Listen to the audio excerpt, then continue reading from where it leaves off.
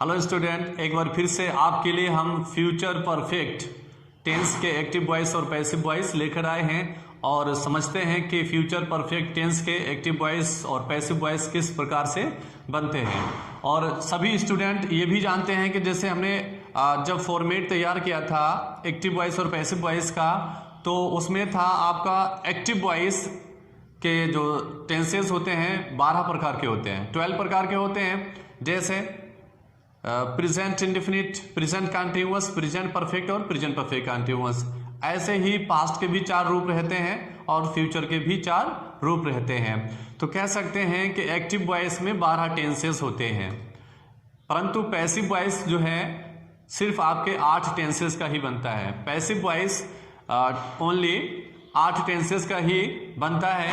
वो 4 टेंसेस कौन से हैं जिनका पैसिव वॉइस नहीं बनता है, हमने अपने पहले वीडियो में आपको जो है समझाया है और बोर्ड पे लिख के भी बताया है। जैसे present perfect continuous, past perfect continuous और फ्यूचर परफेक्ट कंटीन्यूअस और फ्यूचर कंटीन्यूअस। ये 4 ऐसे टेंसेस हैं जिनके पैसिव वॉइस नहीं बनते हैं। इसीलिए हम पहला जो हमारा वीडियो था अभी फ्यूचर इंडेफिनिट का, फ्यूचर इंडेफिनिट के तुरंत बाद फ्यूचर परफेक्ट पे आ गए हैं, क्योंकि फ्यूचर कंटीन्यूअस का पैसिव वॉइस तो बनता ही नहीं है और फ्यूचर परफेक्ट कंटीन्यूअस का भी नहीं बनता है। तो ऐसे जो 4 टेंसेस हैं जिनका पैसिव वॉइस नहीं बनता है। और जानते हैं एक्टिव वॉइस और पैसिव वॉइस में जो आप 8 टेंसेस का जो पैसिव वॉइस बनता है उसमें ये लास्ट आपका टेंस है फ्यूचर परफेक्ट। और जानते हैं इसके रूल्स के बारे में और किस प्रकार से ये बनता है। तो देखते हैं फ्यूचर परफेक्ट टेंस। तो एक्टिव वॉइस और पैसिव वॉइस हम लोग सीख रहे हैं इसके। तो जानते हैं सबसे पहले इसके अफर्मेटिव रूल्स के बारे में। रूल नंबर 1 है, यदि एक्टिव वॉइस फ्यूचर परफेक्ट में हो तो पैसिव वॉइस में शैल हैव, विल हैव के बाद बीन बढ़ा लेते हैं। यदि एक्टिव वॉइस, यदि हमारा जब active voice future perfect tense में होता है तो पैसिव वॉइस में शैल हैव और विल हैव के बाद बीन बढ़ा लेते हैं। क्या कर देना है हमें? Shall have been, will have been कर दिया जाता है। तो देख सकते हैं आप फार्मूले में सबसे पहले चाहिए होता है आपका पैसिव वॉइस बनाने के लिए ऑब्जेक्ट चाहिए होता है। ऑब्जेक्ट के बाद जो भी हेल्पिंग वर्ब रहेगी फ्यूचर परफेक्ट टेंस की हेल्पिंग वर्ब होती है शैल हैव, विल हैव होती है। तो शैल हैव और विल हैव, तो इनके बाद में क्या करते हैं, बस बीन को बढ़ा लिया जाता है। बीन, BEEN, बीन को बढ़ा लिया जाता है। बढ़ा लिया गया, बाकी सब वैसा ही रहता है, वर्ब की third form plus extra plus by plus subject. तो समझ लेते हैं इसके एग्जाम्पल का किस प्रकार से आपका एक्टिव वॉइस से पैसिव वॉइस बन जाता है। एक्टिव वॉइस है, द पियोन विल हैव रंग द बेल, रंग द बेल, फुल स्टॉप। आपका ये जो है पियोन सब्जेक्ट है, वर्ब आपका जो है रंग है और ऑब्जेक्ट है द बेल। तो सबसे पहले हमें पैसिव वॉइस बनाने के लिए आपको चाहिए होता है ऑब्जेक्ट। ऑब्जेक्ट है the bell, the bell will have, the bell आपका इधर ऑब्जेक्ट हो गया। ऑब्जेक्ट के बाद जो हेल्पिंग वर्ब रहेगी शैल हैव या विल हैव, आई वी के साथ ही सिर्फ आपका शैल हैव रहता है, बाकी अन्य सभी सब्जेक्ट के साथ विल हैव का यूज होता है। तो देख लीजिए द बेल विल हैव हो गया। अब उसके बाद क्या चाहिए है आपको? बीन, बीन बढ़ाना है, बीन बढ़ा ली। The bell will have been, उसके बाद वर्ब की थर्ड फॉर्म रंग था तो रंग का रंग ही रहेगा, क्योंकि वो भी जो है आपका जो है सेंटेंस फ्यूचर परफेक्ट का है, उसमें भी थर्ड फॉर्म का यूज होता है, वर्ब की थर्ड फॉर्म का यूज होता है और पैसिव वॉइस में भी थर्ड फॉर्म का यूज होता है। तो रंग का तो रंग ही रहेगा, बाकी एक्स्ट्रा पे पहुंचते हैं। एक्स्ट्रा वर्ड कुछ है नहीं तो डायरेक्ट कहां पहुंच जाएंगे? बाई पे। और बाई के बाद क्या चाहिए होता है? सब्जेक्ट। सब्जेक्ट किसका होता है? एक्टिव वॉइस का सब्जेक्ट चाहिए होता है। जो एक्टिव वॉइस का सब्जेक्ट है पैसिव वॉइस में ऑब्जेक्ट बन जाता है। द पियोन है, the peon, full stop. Passive voice देख सकते हैं, the bell will have been rung by the peon. और ये आपका अफर्मेटिव का रूल्स और ये आपका एक एग्जांपल्स हो गया। आप जानते हैं रूल नंबर 2 निगेटिव सेंटेंस के बारे में। निगेटिव में किस प्रकार से जो बन जाते हैं, क्या चेंजिंग रहती है। निगेटिव सेंटेंस में शैल विल के बाद शैल बिल के बाद हैव बीन से पहले नोट लगाते हैं। नेगेटिव जो सेंटेंस होते हैं उनमें शैल बिल जो आपकी हेल्पिंग वर्ब है, शैल हैव बिल हैव होता है, तो शैल बिल के बाद और हैव बीन तो आपका जो बढ़ रहा है पैसिव वॉइस में वो वाली बीन, तो शैल बिल के बाद और हैव बीन से पहले नॉट का यूज करते हैं, अर्थात शैल बिल के बाद और हैव बीन के बीच में नॉट का यूज करते हैं। फार्मूले से आप समझ सकते हैं, सबसे पहले जो ऑब्जेक्ट चाहिए होता है ऑब्जेक्ट हो गया, और फिर क्या आपका शैल बिल रहेगा, फिर नॉट प्लस हैव बीन रहती है, तो शैल बिल के बाद और हैव बीन के बीच में नॉट का यूज है। फिर वर्ब की third form plus extra word plus by plus subject रहता है। तो जान लेते हैं निगेटिव सेंटेंस का एक एग्जांपल से भी किस प्रकार से बनते हैं। तो आपका जो है इसमें सब्जेक्ट है ही, सब्जेक्ट है, और क्या है आपका बीटेन, ये वर्ब है, तो ये वर्ब रहेगा, उसके बाद हिम इसमें ऑब्जेक्ट है, आपका ही सब्जेक्ट है, वर्ब है बीटेन और ऑब्जेक्ट है हिम। पैसिव वॉइस बनाने के लिए सबसे पहले ऑब्जेक्ट ही चाहिए होता है, तो हिम का जब इधर सब्जेक्ट में लाएंगे तो हो जाएगा ही के बाद हेल्पिंग वर्ब लगेगी विल, नॉट है निगेटिव दिया हुआ है, विल के बाद नॉट आ जाएगा, ही विल नॉट, फिर हैव दिया ऊपर तो आपका हैव हो गया, हैव के बाद बीन बढ़ा लेना है, बीन बढ़ गया, he will not have been, क्या हो जाएगा आपका he will not have been. उसके बाद वर्ब की थर्ड फॉर्म चाहिए, फॉर्मूला यहां तक हो गया, ऑब्जेक्ट लगा लिया, हेल्पिंग वर्ब लगा लिया, नॉट लगा दिया और हैव बीन भी लगा दिया। आप क्या चाहिए वर्ब की थर्ड फॉर्म, वर्ब की थर्ड फॉर्म क्या है बीटेन, पहले से ही लगी है बीटेन। उसके बाद एक्स्ट्रा वर्ड चाहिए, अतिरिक्त शब्द कुछ है नहीं, तो डायरेक्ट बाई पे पहुंच जाएंगे, बाई के बाद चाहिए सब्जेक्ट, सब्जेक्ट क्या है इसमें ही, एक्टिव वॉइस का जो सब्जेक्ट है ही, पैसिव वॉइस में आकर ऑब्जेक्ट बन जाएगा हिम, फुल स्टॉप। तो ये निगेटिव का रूल्स और ये एग्जांपल था। अब फ्यूचर परफेक्ट के इंटेरोगेटिव के रूल्स के बारे में भी जान लेते हैं। तो फ्यूचर परफेक्ट के आपने अफर्मेटिव समझ लिया और निगेटिव का रूल्स भी समझ लिया, उसका एग्जाम्पल भी समझ लिया।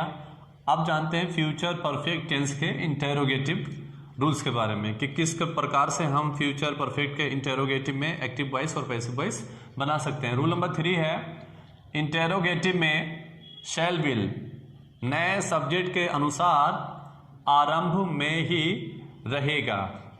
इंटेरोगेटिव सेंटेंस में shall will, future perfect tense में शैल विल ही आरंभ में होता है, स्टार्टिंग में शैल विल दिया होता है सब्जेक्ट के अकॉर्डिंग, लेकिन क्या करते हैं जब पैसिव वॉइस बनाते हैं तो भी नए ऑब्जेक्ट के अकॉर्डिंग, मतलब नया जो ऑब्जेक्ट रहता है ना, एक्टिव वॉइस का जो ऑब्जेक्ट रहेगा वो पैसिव वॉइस में आकर सब्जेक्ट बनेगा, उसके अकॉर्डिंग शैल विल आरंभ में ही रहेगा, फिर ऑब्जेक्ट लगाते हैं और फिर हैव बीन लगाते हैं और फिर अन्य शब्द लगा देते हैं।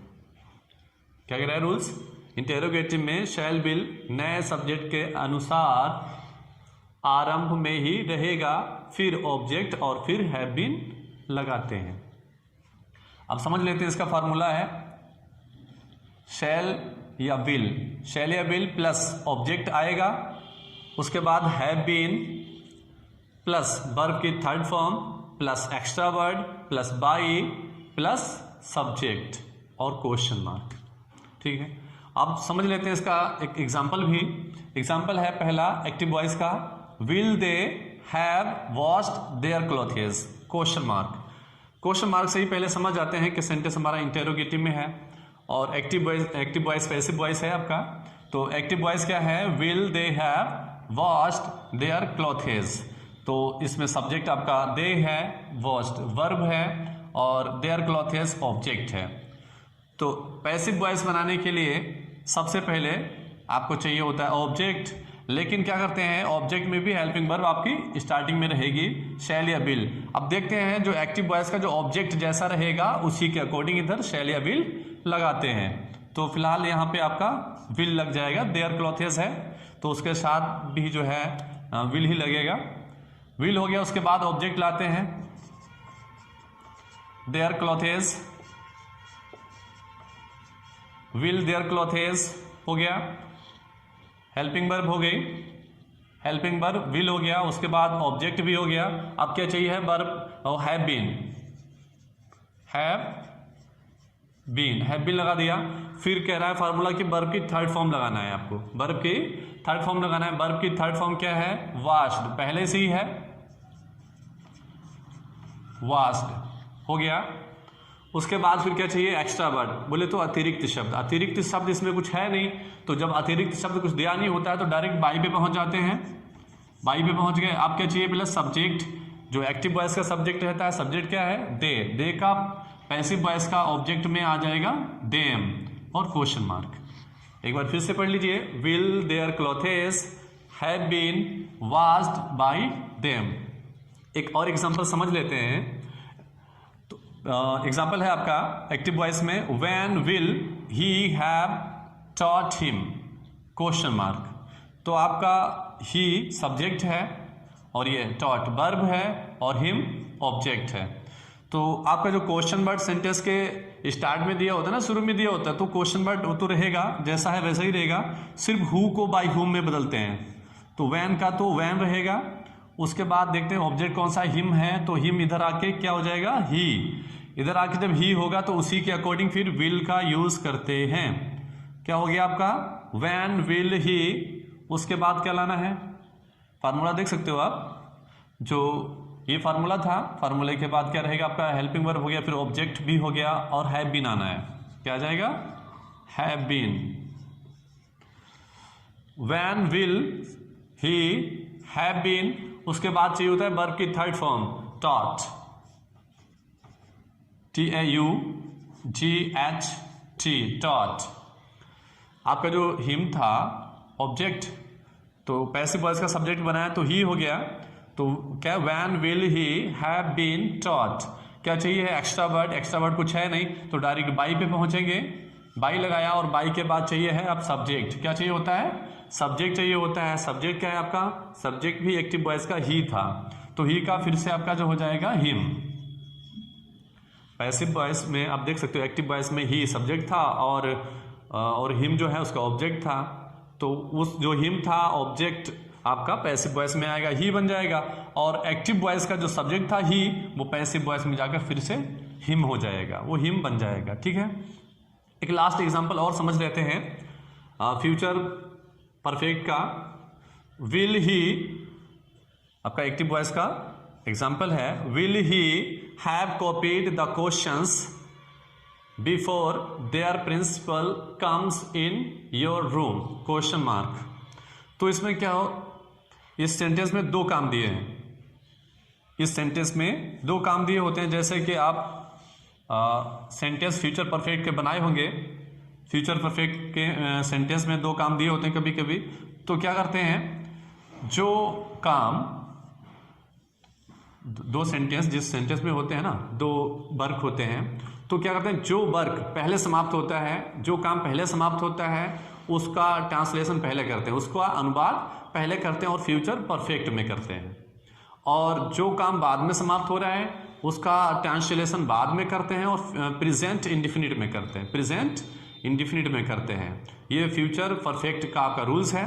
तो हमें क्या है, पैसिव वॉइस हम लोग फ्यूचर परफेक्ट के बना रहे हैं, तो प्रेजेंट इंडिफिनिट से कोई मतलब ही नहीं है। तो हमें क्या है, सेंटेंस मिल रहा है, will he have copied the questions.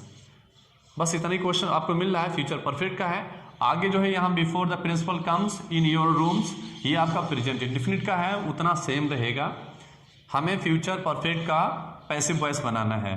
तो फ्यूचर परफेक्ट का जब पैसिव वॉइस बनाना है तो इसमें देखते हैं, सबसे पहले आपका सब्जेक्ट क्या है, सब्जेक्ट ही है और वर्ब कॉपीड है और ऑब्जेक्ट क्या है, द क्वेश्चन। तो आपका जो शैल या विल दिया होता है, शैल या विल जो है नए सब्जेक्ट के अकॉर्डिंग हो जाएगा, तो विल रहेगा यहाँ पर और ऑब्जेक्ट है the question, will the question, will the question. उसके बाद हो जाएगा हैव बीन, क्या बढ़ जाना है, हैव तो था, सिर्फ बीन हम लोग बढ़ाते हैं, बीन बढ़ा लिया, will the question have been, will the question have been. फिर क्या चाहिए, वर्ब की third form copied, COPIED, copied. उसके बाद में क्या चाहिए, एक्स्ट्रा वर्ड तो कुछ है नहीं, डायरेक्ट बाई पे पहुंचेंगे, बाई हो गया। फिर क्या चाहिए है, फिर चाहिए है आपका एक्स्ट्रा वर्ड था नहीं, डायरेक्ट बाई पे पहुंचे। बाई के बाद क्या चाहिए होता है आपका सब्जेक्ट। सब्जेक्ट क्या है आपका ही का हो जाएगा हिम। तो आप देख सकते हैं आपका जो जितना सेंटेंस फ्यूचर परफेक्ट था, फ्यूचर परफेक्ट वाला जितना सेंटेंस था उतना पैसिव वॉइस हो गया है। इसका एक्टिव था will he have copied the questions, तो आपका पैसिव वॉइस में हो जाएगा विल द क्वेश्चंस, एस लग जाएगा। तो will the questions have been copied by him, will the questions have been copied by him. ये आपका फ्यूचर परफेक्ट का पैसिव वॉइस बन गया। आप जो प्रेजेंट वाला जो पार्ट्स है, प्रेजेंट इंडेफिनिट का जो पार्ट्स है सेम टू सेम लिख देते हैं, उसमें कोई चेंजिंग नहीं करते हैं। क्या है आपका before the principal comes in your room और क्वेश्चन मार्क। तो पूरा आपका जो है सेंटेंस बन जाएगा will the questions have been copied him before the principal comes in your room. तो स्टूडेंट, ये आपके फ्यूचर परफेक्ट टेंस के एक्टिव वॉइस और पैसिव वॉइस के रूल्स, अफर्मेटिव और निगेटिव और इंटेरोगेटिव रूल्स और प्लस एग्जाम्पल भी हमने आपको समझाए। उम्मीद करते हैं आपको ये एक्टिव वॉइस और पैसिव वॉइस बहुत अच्छी तरह से समझ में आए होंगे। और भी मेरे वीडियो देखने के लिए मेरे वीडियोस को लाइक करें और चैनल को सब्सक्राइब करें। Thank you.